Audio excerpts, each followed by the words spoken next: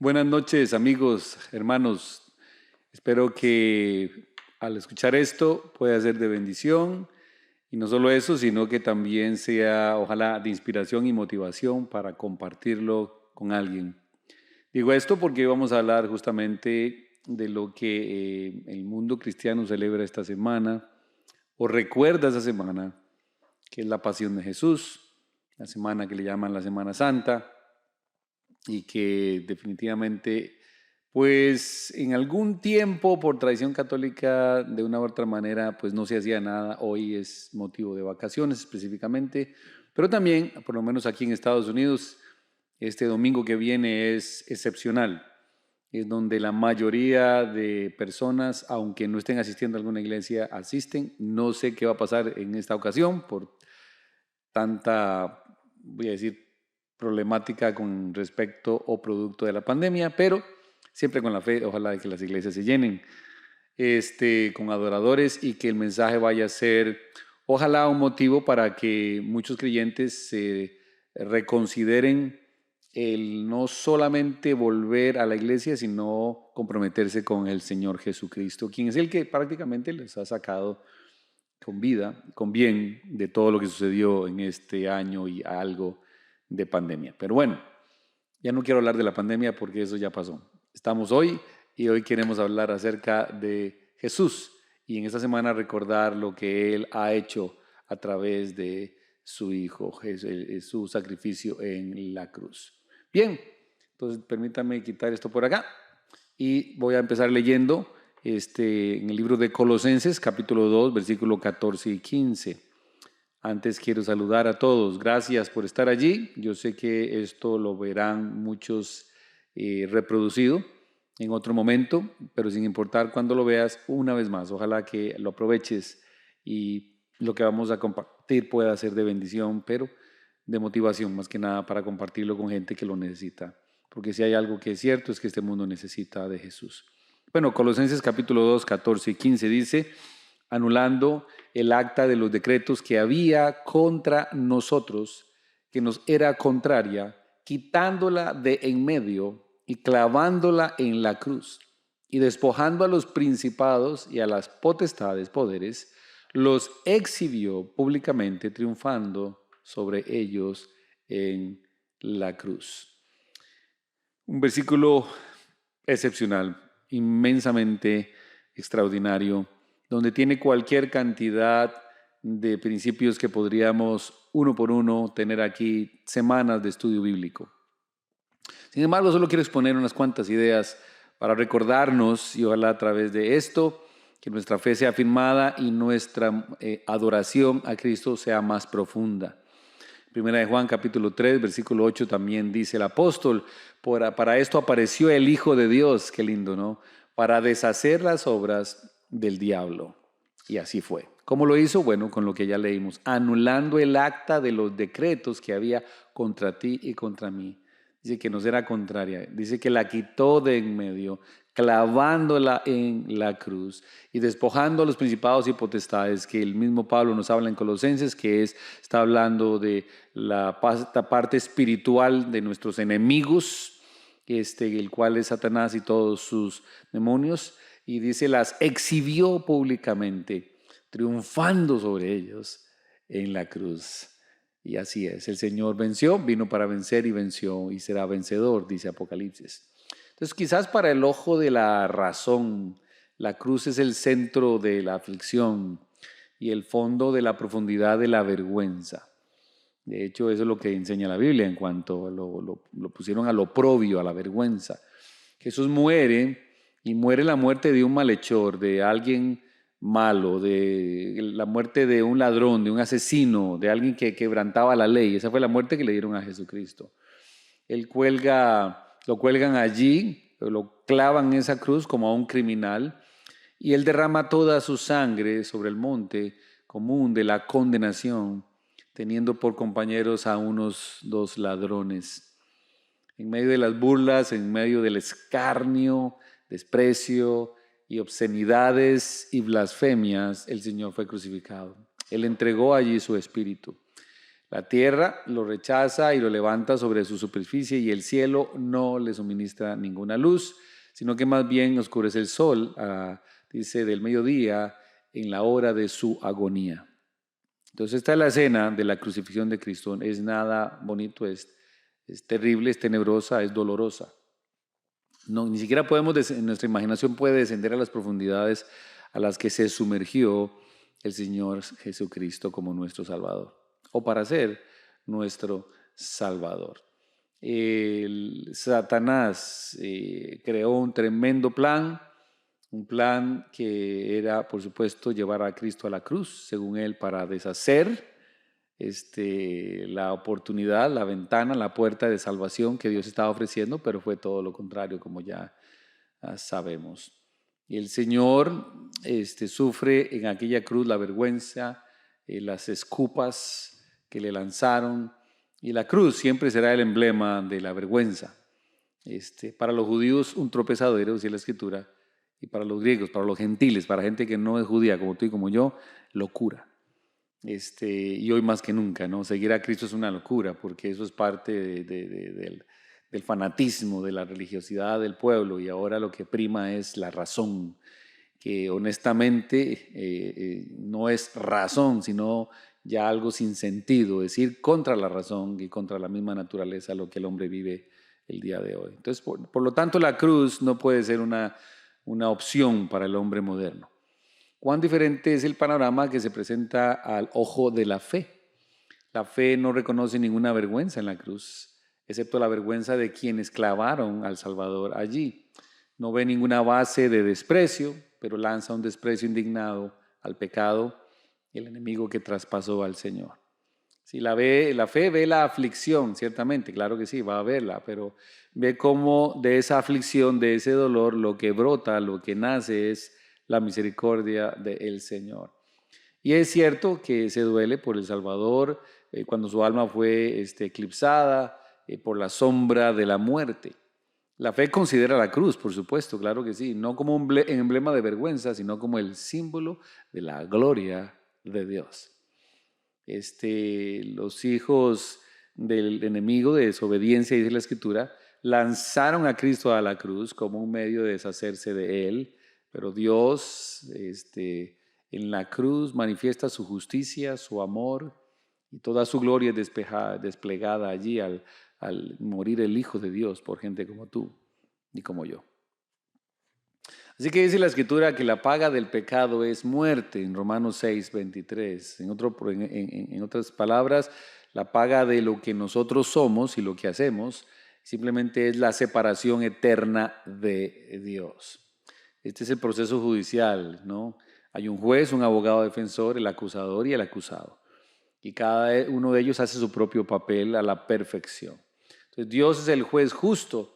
Él no cambia, Él es perfecto y no hace acepción de personas. De acuerdo a su palabra, Él juzga justamente. Jesucristo es el abogado, el defensor que intercede ante el Padre frente a las acusaciones de Satanás, solo por aquellos que lo han aceptado como el Salvador de sus vidas. Satanás es el que funge ante el Padre como el acusador de los hermanos, dice la Escritura, y el fiscal de los hechos pecaminosos del hombre.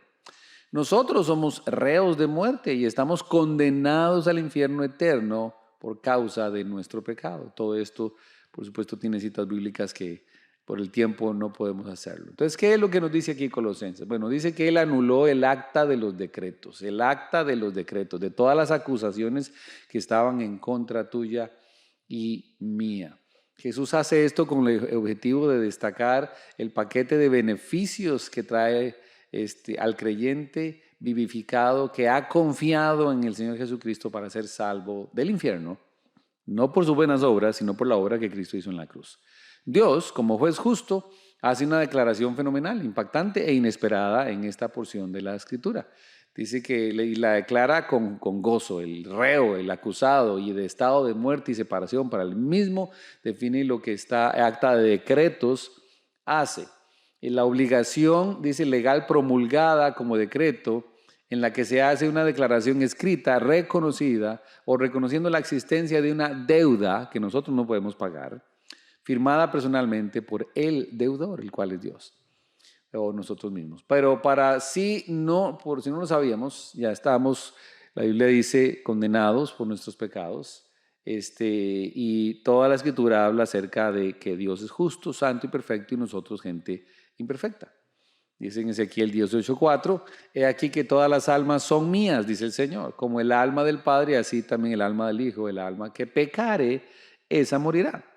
¿Cuál alma no peca? Pues todas. Entonces, morir significa una vez más separados de Dios para siempre.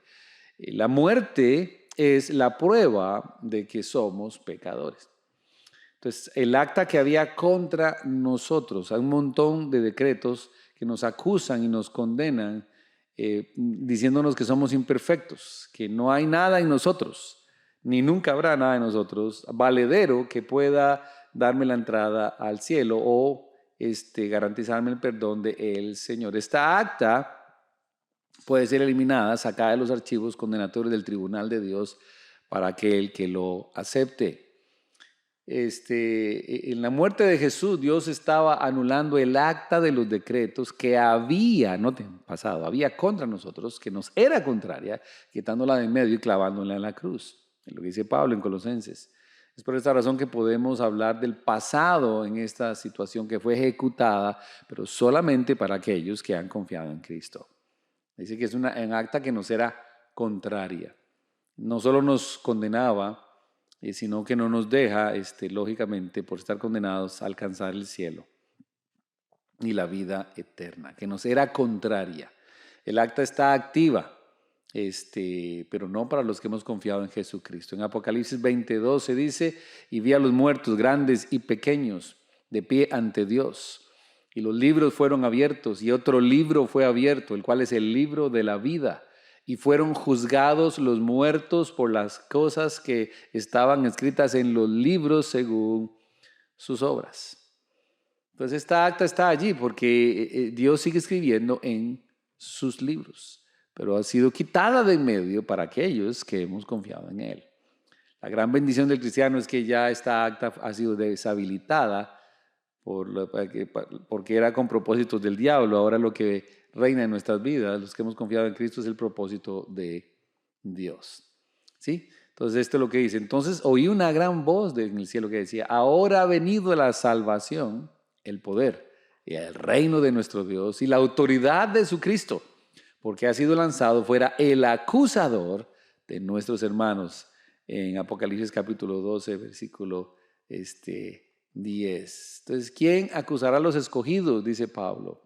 Dios es el que justifica, en Romanos 8:33. Entonces, sí, hay un acusador que está acusándonos todos los días. Para los que hemos confiado en Cristo, hay un abogado, el cual es Jesucristo, que ganó el caso de nosotros en la cruz, clavando todas las actas, todos los decretos que había en contra de nosotros en la cruz, quitándolas de en medio. Lo cual quiere decir que ahora tenemos acceso al Señor. Pero para aquel que no lo ha hecho, lastimosamente esa acta está vigente y lo sigue condenando a la condena eterna. Dice la Escritura que la quitó de en medio, la ha quitado. Cristo mediante su muerte, y solamente así lo podía hacer, ha quitado de en medio dicha acta. Ha quitado es del perfecto indicativo, voz activa, que significa quitar, levantar. El tiempo perfecto contempla una acción terminada cuyos resultados permanecen. Ya el Señor la quitó para siempre. Lo que está diciendo así es que la deuda fue clavada en la cruz y cancelada en la cruz para siempre. Entonces, por eso es que solo la cruz, acudiendo a ella, es que hay perdón y salvación. Dice la Biblia en 2 Corintios 5 que al que no conoció pecado, por nosotros lo hizo pecado para que nosotros fuésemos hechos justicia de Dios en él. El Señor se vistió de pecado, no que Él pecó, sino que tomó nuestros pecados para perdonarnos y darnos vida eterna. Insisto, solamente aquellos que lo han recibido, que lo han aceptado, que han entendido y que han creído quiénes son y lo que necesitaban, el cual es un Salvador. La quitó de en medio. Es importantísimo porque ya no está, ya Dios no la ve más. Lo que Dios ve es a su Hijo Jesucristo. Ya no está la paga del pecado, ahora está la recompensa de la salvación que hay en el Señor Jesucristo. Y noten dónde la clavó. Dice que la clavó en la cruz. Una evidencia de lo que Él mismo ha hecho a favor del hombre pecador junto con su crucifixión. Jesús clavó en la cruz del Calvario esa acta de los decretos que nos era contraria. No la dejó a merced de aquellos que hubiesen querido destruir esa acta en sus propias manos, sino que la dejó allí clavada, de manera que queda allí como prueba de que la deuda fue cancelada. Ya la deuda fue pagada, hubo un precio y el precio fue la cruz del Señor Jesucristo. Esta expresión apunta hacia los clavos que traspasaron las manos y los pies del Señor Jesucristo. Cada vez que el diablo acusa a los creyentes de sus pecados, los que hemos confiado en Cristo y nos hemos convertido a Él, solo tenemos que apuntar hacia la realidad de la cruz del Calvario. Ya están allí. Todavía 2000 y tantos años después de este gran hecho, todos los pecadores que se han arrepentido, tenemos un lugar escrito, un lugar apartado para que estemos con Él por la eternidad, y es el cielo, es estar en la presencia de Dios para siempre. No solo dice eso el versículo, sino que también dice que despojó a todo principado y potestad. Despojó a todo principado y potestad. Dice ahí, anulando el acta de los decretos que había contra nosotros, que nos era contrario, quitándola de en medio y clavándola en la cruz, despojando a los principados y las potestades, los exhibió públicamente, triunfando sobre ellos en la cruz. En 1 Juan, vuelvo y lo leo, 3:8 dice, para esto apareció el Hijo de Dios, para deshacer las obras del diablo. Entonces, principados y potestades puede referirse a los gobiernos humanos, así como también a los gobiernos oscuros de Satanás. Y Dios simplemente dice, nada de eso ya está contra ustedes. Y ellos no tienen ningún poder sobre ustedes. Es lo que el Señor está diciendo. Recuerden lo que dice la Escritura, que no tenemos lucha contra carne ni sangre, sino contra principados, contra potestades, contra los gobernadores de las tinieblas de este siglo, contra huestes espirituales de maldad en las regiones celestes. Satanás es el gobernador de este mundo. Cuando Jesús se acercaba ya a la última hora de su vida, dice, ahora es el juicio de este mundo, dijo Cristo. Ahora el príncipe de este mundo será echado fuera. Y así fue con la muerte del Señor. La derrota de Satanás fue decisiva. El príncipe de este mundo será echado, dice el Señor. Y así fue cuando el Señor le gana la batalla en la cruz. No deja de existir. Sigue allí. Sigue luchando contra todo lo que Dios ama. ¿Cuál es el mismo Dios? Dios te ama a ti, me ama a mí, Él te odia también. Él no quiere que nadie conozca a Dios. No quiere que nadie conozca la gracia y la misericordia de Dios. Y lo triste de esto es que muchos creyentes han caído en la trampa de que nunca han hablado de Jesús, nunca han ganado ni siquiera a una sola persona para Cristo, nunca le han compartido a alguien de esta gracia, de este sacrificio que quitó de en medio todas el acta, los decretos que estaban contra ti y contra mí. Dice la Escritura que los exhibió públicamente. Aquí comenzó la bendición y la victoria del creyente en la obra del Señor Jesucristo. Esto es impresionante. Cristo los exhibió públicamente. El cuadro que el apóstol Pablo destaca aquí, que apunta al hecho de que en la cruz del Señor Jesucristo públicamente triunfó sobre las huestes del mal. En la cruz Cristo cargó con el pecado de la raza humana y por medio de la muerte venció decisivamente al que tenía el poder de la muerte. Cristo triunfó en la cruz. Y esto se ve en toda la Escritura, que la cruz iba a ser la derrota final de Satanás. La deuda fue pagada. Jesús murió por ti y por mí. El sacrificio perfecto por gente pecadora como tú y como yo. Y cuando Él murió en esa cruz teñida de sangre, en medio de agonías inexpresables, se escuchó una exclamación como nunca antes se había escuchado antes por los rescatados en el cielo, y todos los ángeles de Dios, con las más sonoras armonías, cantaron alabanzas al Señor. Luego con el coro completo se cantó el cántico de Moisés, el siervo de Dios y el Cordero, pues él había cortado ciertamente a Rahab y había herido severamente al dragón, a Satanás. Canten al Señor, pues Él ha triunfado gloriosamente. El Señor reinará por siempre y para siempre, Rey de reyes y Señor de señores. Si hay algo que la cruz del Señor Jesucristo definitivamente proclama, es que Él hizo la obra completa.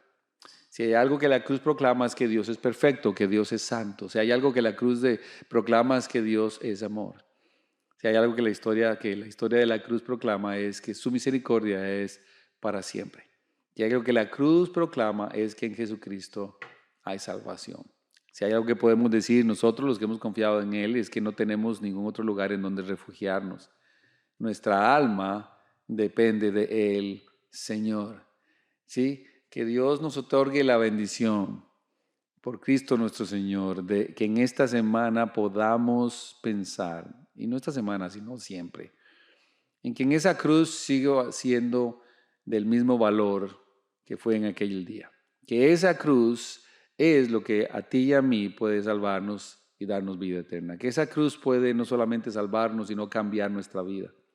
Que esa cruz sigue siendo la fuente de bendición, de victoria, de consuelo. Que esa cruz sigue siendo la fuente de sanidad para las almas que tanto le necesitan en sus partes emocionales. Que esa cruz sigue siendo la fuente del gozo. Que esa cruz sigue siendo la fuente de fuerza, de inspiración, de motivación. Que esa cruz sigue siendo el canto número 1 del creyente, porque fue en esa cruz donde el creyente encontró perdón y donde quizás tú que estás escuchando y viendo puedes encontrarlo si así lo quieres. Recuerda, una vez más, Colosenses dice que el Señor anuló el decreto, todos los decretos que había contra ti y contra mí. Los clavó en la cruz, diciendo ya fue pagado.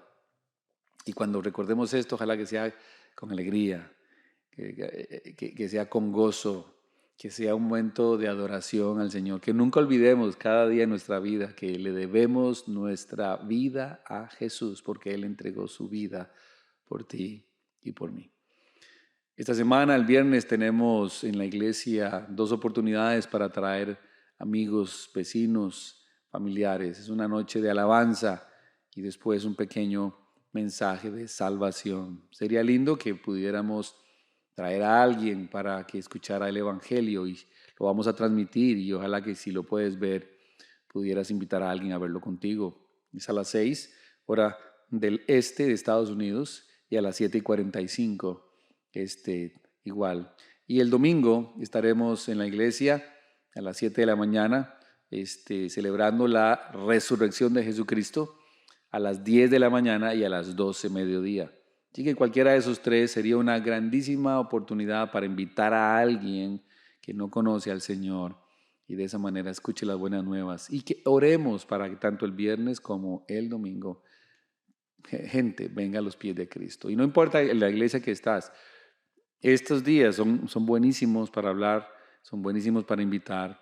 Invita gente a tu iglesia, lleva gente a tu iglesia para que puedan escuchar, ver el pueblo de Dios, escuchar las alabanzas y, ¿por qué no? Quizás dentro del plan de Dios está el salvarles.